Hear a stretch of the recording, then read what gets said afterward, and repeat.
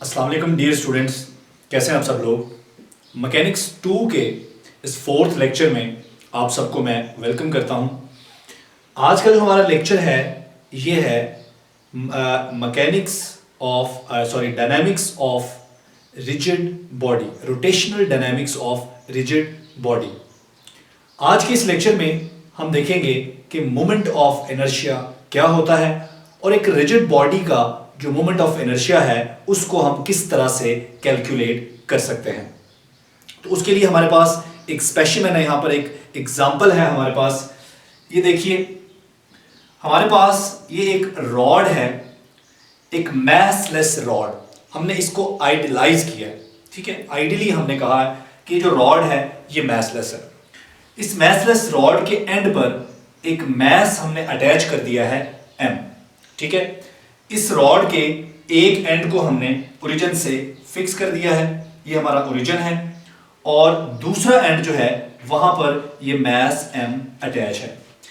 इसके मोशन को डिस्कस करने से पहले हम रिव्यू कर लेते हैं कि इनर्शिया क्या होता है, सिंपली इनर्शिया क्या होता है। बच्चों, हमने पढ़ा है कि इनर्शिया किसी भी मैस की या किसी भी ऑब्जेक्ट की वो प्रॉपर्टी होती है जिसकी वजह से वो अपने अंदर आने वाले चेंज को अपोज करता है, ठीक है।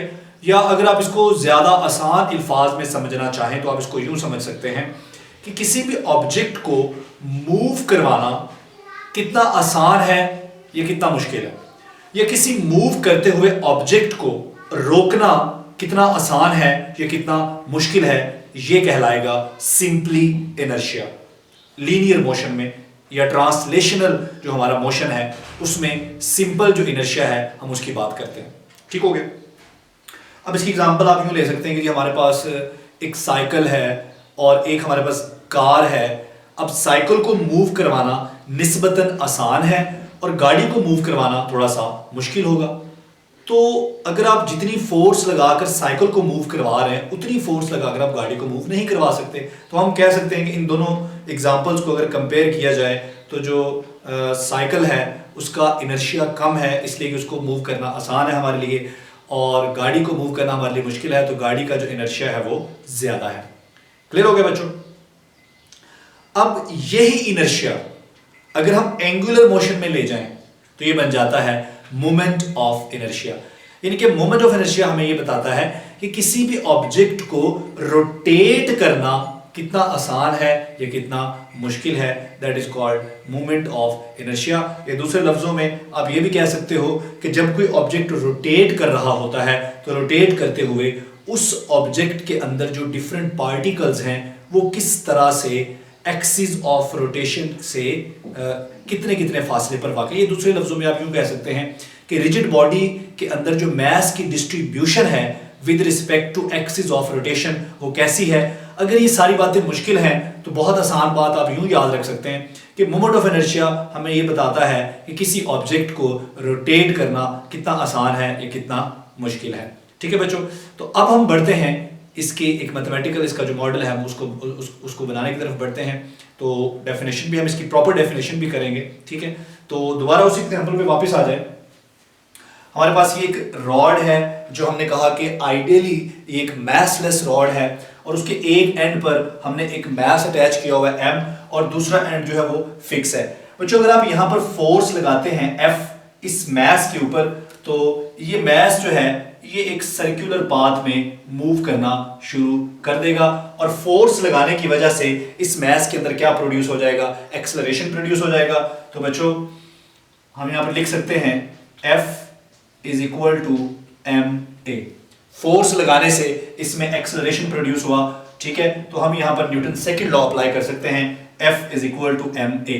अच्छा, यहाँ पर एक बड़ी इंपॉर्टेंट बात है जो आपने याद रखनी है। इस रॉड की जो लेंथ है वो r है, या आप यूं भी कह सकते हैं कि ये मैस जब सर्कुलर पाथ में मूव करेगा तो उस सर्कल का रेडियस क्या होगा, r होगा। यहां पर जरा एक बात बड़ी इंपॉर्टेंट है बच्चों, ये रॉड और ये मैस ये मिलकर एक सिस्टम बना रहे हैं। आप यूं समझ लें, ये देखें, ठीक है। ये जो ब्लू है इसका कैप, इसको आप मैस समझ लें और ये रॉड है, एक सिस्टम बन गया। अगर आप खाली इस मैस की बात करेंगे ना तो इसका मोशन क्या होगा, सर्कुलर। लेकिन अगर इस पूरे सिस्टम की बात करेंगे तो इस पूरे सिस्टम का जो मोशन है उसको देखने के लिए हमें क्या देखना होगा, हमें देखना होगा एंगल, कि जब ये रॉड या पूरा सिस्टम रोटेट करता है तो ये कितना एंगल बनाता है, या इसकी जो एंगुलर पोजीशन है उसमें कितना चेंज आता है। तो पूरे सिस्टम के मोशन को देखा जाए तो वो होगा एंगुलर मोशन या रोटेशनल मोशन। और खाली अगर इस मैस की बात की जाए तो इसका मोशन होगा सर्कुलर। तो ये भी आपने यहां पर डिफरेंशिएट कर लेना है ताकि ज़हन में रहे। बच्चों ऐसा करते हैं कि इस इक्वेशन को हम, अच्छा अभी हमने बात की कि अगर हम खाली इस मैस की बात करें तो इसका मोशन है सर्कुलर, और इसका जो एक्सेलरेशन होगा, ठीक है, उसको हम रिप्रेजेंट करेंगे ए से। लेकिन अगर हम बात करते हैं इस पूरे सिस्टम की, यानी कि रॉड प्लस ये मैस, तो फिर ये मोशन कौन सा है, फिर ये मोशन होगा एंगुलर। इसका मतलब है कि इस पूरे सिस्टम में भी एक्सेलरेशन मौजूद है, और वो कौन सा एक्सेलरेशन है, एंगुलर। तो बच्चों यहाँ पर एंगुलर एक्सेलरेशन भी है और लीनियर एक्सेलरेशन भी है, ए भी है और अल्फा भी है। तो इन दोनों को हम किस तरह से रिलेट कर सकते हैं, इनको हम रिलेट कर सकते हैं, इसे आप कह लें इक्वेशन 1। तो बच्चों लीनियर एक्सेलरेशन और एंगुलर एक्सेलरेशन को हम रिलेट कर सकते हैं a is equal to R alpha से। क्लियर हो गया। अब a की ये वैल्यू, ठीक है, आप इक्वेशन 1 में यहां पर पुट कर दें तो हमारे पास ये आ जाएगा f is equal to m, और a की जगह क्या आ जाएगा, r अल्फा। क्लियर हो गया। तो बच्चों हमारे पास बन गया m वैसे ही रहने दिया और a की जगह हमने पुट कर दिया r अल्फा, तो ये बन गया f is equal to m r alpha. ये बन गई है इक्वेशन 3। अब हम ऐसा करते हैं, इक्वेशन 3 को दोनों तरफ r से मल्टीप्लाई कर देते हैं, इधर भी r से मल्टीप्लाई करते हैं और इधर भी। तो यहाँ पे r से मल्टीप्लाई करेंगे, ये बन जाएगा rf, और यहाँ r से मल्टीप्लाई करेंगे तो ये r पहले यहाँ मौजूद है, एक r और आएगा तो ये r स्क्वायर हो जाएगा। तो ये बन गया rf is equal to M R square alpha. बच्चों ये जो rf है ये क्या है, ये तो होता है टॉर्क। तो torque is equal to M R square alpha. So torque is equal to M R square alpha.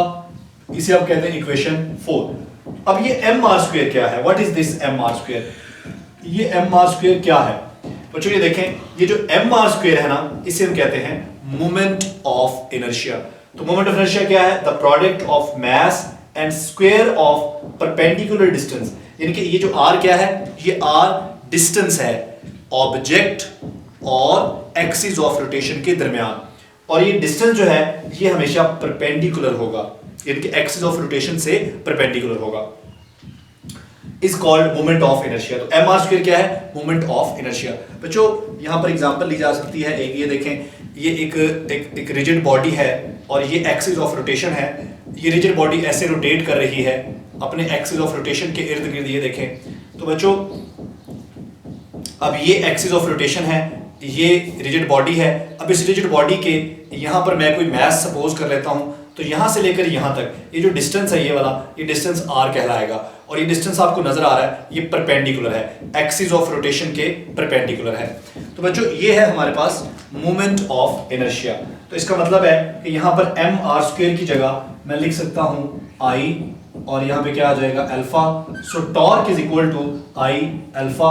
ये हमारे पास बन गई है जी इक्वेशन 5। और ये क्या है, ये हमने रिलेशन निकाल लिया है between torque and moment of inertia.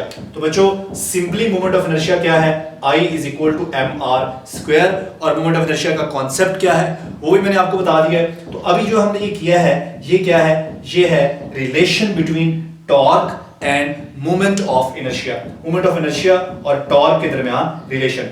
बच्चों अगर आप इस इक्वेशन को देखें और इस इक्वेशन को देखें, F is equal to M A. बच्चों ये इक्वेशन हम यूज करते हैं ट्रांसलेटरी मोशन में, ठीक है, या लीनियर मोशन में, और ये इक्वेशन हम यूज करते हैं एंगुलर मोशन में। तो हम ये कह सकते हैं कि ये वाली इक्वेशन जो है वो इसी इक्वेशन का इक्विवेलेंट है, इसके एनालोगस है, इसकी एनालॉजी है। किसमें, रोटेशनल मोशन में। यानी कि ये इक्वेशन रोटेशनल मोशन में इसी इक्वेशन का इक्विवेलेंट है। जो काम इस इक्वेशन का, ये इक्वेशन ऑफ मोशन है लीनियर मोशन में या ट्रांसलेटरी मोशन में, और ये भी इक्वेशन ऑफ मोशन है, लेकिन ये कहां पर है, ये एंगुलर मोशन में है। तो ये इक्वेशन इसी इक्वेशन का इक्विवेलेंट है। इसके अलावा और भी चीज़ें यहाँ से हमें समझ आ रही हैं कि जो हमारा ट्रांसलेटरी मोशन होता है या लीनियर मोशन होता है, वहाँ पर जो इनर्शिया का रोल प्ले करता है वो है मैस, और एंगुलर मोशन में जो इनर्शिया का रोल प्ले करता है वो है हमारा mr²। यानी कि जो काम हम ट्रांसलेटरी मोशन में मैस से लेते हैं वही काम हम एंगुलर मोशन में mr² से लेते हैं। तो ये जो mr² है इसको हम मोमेंट ऑफ इनर्शिया भी कहते हैं, इसको हम रोटेशनल इनर्शिया भी कहते हैं। तो ये m जो है ये हमारा लीनियर इनर्शिया, और ये I जो है ये mr² जो है ये है हमारा रोटेशनल इनर्शिया। बच्चों अगर यहाँ पर इसके हम यूनिट की बात करें तो इसका यूनिट भी आप निकाल सकते हैं। ये देखें m का यूनिट क्या है किलोग्राम, और r² जो है इसका यूनिट क्या होगा मीटर स्क्वायर। तो मोमेंट ऑफ इनर्शिया का यूनिट क्या है किलोग्राम मीटर स्क्वायर। तो अभी हम निकालते हैं moment of inertia of a rigid body. तो यहाँ पर जो हमने मोमेंट ऑफ इनर्शिया निकाला है वो तो सिंपली हमने सिर्फ एक मैस का निकाला है। एक मैस हमने कंसिडर किया था जो एक रॉड के एंड पे फिक्स किया हुआ था। तो अभी हम निकालते हैं moment of inertia for a rigid body. अभी हमारे पास आ गया जी moment of inertia of a rigid body. तो रिजिड बॉडी का हम मोमेंट ऑफ इनर्शिया यहाँ पर निकालने जा रहे हैं, लेकिन उससे पहले हमें यहाँ पर एक रिजिड बॉडी कंसिडर करना होगा। तो उसी तरह से ही हमारे पास ये एक फ्रेम ऑफ रेफरेंस है, इसमें हमारे पास ये एक्स एक्सिस है और ये हमारे पास वाई एक्सिस है। तो यहाँ पर हम एक रिजिड बॉडी सपोज कर लेते हैं, कोई भी इर्रेगुलर शेप का, ये कोई भी इर्रेगुलर शेप का रिजिड बॉडी है। इस रिजिड बॉडी को हमने यहाँ पर पॉइंट O पर फिक्स किया हुआ है, यानी कि पॉइंट O के अबाउट ये रिजिड बॉडी क्या कर सकता है, ये रोटेट कर सकता है। तो इस डायरेक्शन में ये रिजिड बॉडी इस पॉइंट O के इर्द गिर्द रोटेट कर सकता है। बच्चों आपको पता है कि कोई भी रिजिड बॉडी जो होता है वो बहुत सारे पार्टिकल से मिलकर बनता है। तो यहाँ भी हम समझ लेते हैं ये जो रिजिड बॉडी है ये बहुत सारे पार्टिकल से मिलकर बना है, बहुत सारे मैसेज से मिलकर बना है। और यहाँ पर उनमें से कुछ पार्टिकल जो हैं मैं समझने के लिए यहाँ पर बना लेता हूँ। बच्चों आप देख रहे हैं कि जो हर पार्टिकल है इसका जो डिस्टेंस है ओरिजिन से वो डिफरेंट है। फर्ज करें कि इसका r1 है तो इसका r2 होगा, इसका r3 होगा and up to so on, इसका जो है वो rn होगा। ठीक है, इनका डिस्टेंस जो है वो यहाँ से ओरिजिन से डिफरेंट है। इसके अलावा इनका मास भी डिफरेंट है, लेकिन एक बात इन सब में कॉमन है। वो कॉमन बात ये है कि ये सारे के सारे मास जो हैं वो एक ही रिजिड बॉडी के ऊपर हैं। अब रिजिड बॉडी जो है वो एंटी क्लॉकवाइज डायरेक्शन में रोटेट कर रही है। अगर रिजिड बॉडी रोटेट कर रही है तो इन सारे पार्टिकल्स के ऊपर कोई ना कोई टॉर्क लग रहा है। तो आइए वो टॉर्क हम निकाल लेते हैं कि कितना टॉर्क इन पर लग रहा है। तो जो सबसे पहला पार्टिकल यहाँ पर मैंने कंसिडर किया है इसका मास है m1 और ओरिजिन से इसका डिस्टेंस है r1। तो इस पर जो टॉर्क लग रहा होगा वो होगा t1, और टॉर्क की वैल्यू हमने कैलकुलेट की थी पीछे। ये देखें टॉर्क किसके बराबर आया, टॉर्क बराबर आया mr² अल्फा के। तो t1 क्या आएगा m1 r1² और अल्फा। ठीक है, पार्टिकल 1 का मास m1, उसका डिस्टेंस फ्रॉम ओरिजिन r1 और उसका एंगुलर एक्सेलरेशन अल्फा। लेकिन अल्फा के साथ मैं यहां पर सबस्क्रिप्ट में 1 नहीं लिख रहा। उसकी वजह यह है कि ये सारे के सारे जो मैसेज हैं वो एक ही रिजिड बॉडी पर है। तो जब रिजिड बॉडी रोटेट करेगी तो इन सब का जो एंगुलर एक्सेलरेशन होगा वो सेम होगा। हालांकि इनका मास भी डिफरेंट है, इनका सबका जो डिस्टेंस है ओरिजिन से वो भी डिफरेंट है, लेकिन चूंकि सारे के सारे एक ही रिजिड बॉडी पे हैं और रिजिड बॉडी एक ही एक्सेलरेशन के साथ रोटेट कर रही है, इसलिए इन सब का एंगुलर एक्सेलरेशन सेम होगा। इन सब का जो लीनियर एक्सेलरेशन है, इन सब का जो जब ये क्योंकि अगर हम एक खाली पार्टिकल की बात करें तो उसका मोशन सर्कुलर भी हो सकता है। तो इन सब का जो लीनियर एक्सेलरेशन है a वो डिफरेंट है, लेकिन सब का एंगुलर एक्सेलरेशन क्या है, सेम है। इसलिए मैंने अल्फा के साथ 1 नहीं लिखा। बच्चों अभी अगर हम दूसरे पार्टिकल की बात करें तो उस पर जो टॉर्क लग रहा है वो होगा t2 और वो होगा mn r2 m2 r2² और अल्फा। इसी तरह से आप इन सारे पार्टिकल्स पर लगने वाला टॉर्क अलग अलग से निकालें। हमने t1 का निकाल लिया, t2 का निकाल लिया and up to so on. आप जो सबसे आखिरी वाला पार्टिकल है tn rn और उसका मास है mn, अब उस पे लगने वाला जो टॉर्क है वो निकाल लें तो वो हमारे पास आ जाएगा जी tn = mn R N square और अल्फा। अगर हम इस पूरी रिजिड बॉडी पर लगने वाला जो टॉर्क है वो निकालना चाहें तो इन सारे टॉर्क्स को क्या कर लें, सिंपली ऐड कर लें। तो total torque is equal to T1 plus T2 plus T3 and up to so on Tn। तो बच्चों T1 की वैल्यू पुट करें m1 r1 square alpha plus m2 r2 square alpha and plus up to so on mn rn square और alpha. बच्चों इन सब में common आ सकता है अल्फा। अल्फा कॉमन निकाल लें तो हमारे पास यहां बच जाएगा m1 r1 square plus m2 r2 square and plus up to so on mn rn square. बच्चों इसको, ये जो फैक्टर है ब्रैकेट के अंदर मैंने जिसको लिखा है, इसको आप समेशन की शक्ल में भी तो लिख सकते हैं। इसको हम लिख सकते हैं mi ri स्क्वायर और i जो है ये 1 से लेकर n तक है। तो बच्चों ये जो फैक्टर मैंने समेशन में लिख दिया है, ये फैक्टर क्या है, ये फैक्टर है total moment of inertia of the rigid body.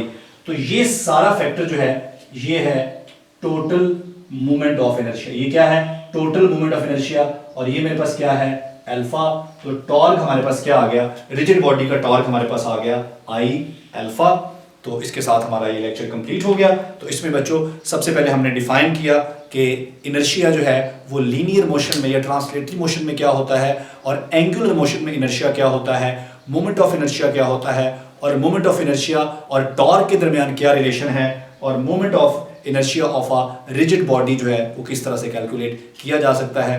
अगर कोई बात आपको अभी भी समझ नहीं आई तो फ्रीक्वेंटली आप क्वेश्चन पूछ सकते हैं, आप इनबॉक्स कर सकते हैं, आप अपने क्वेश्चन को कमेंट्स में पूछ सकते हैं। थैंक यू, अल्लाह हाफिज़।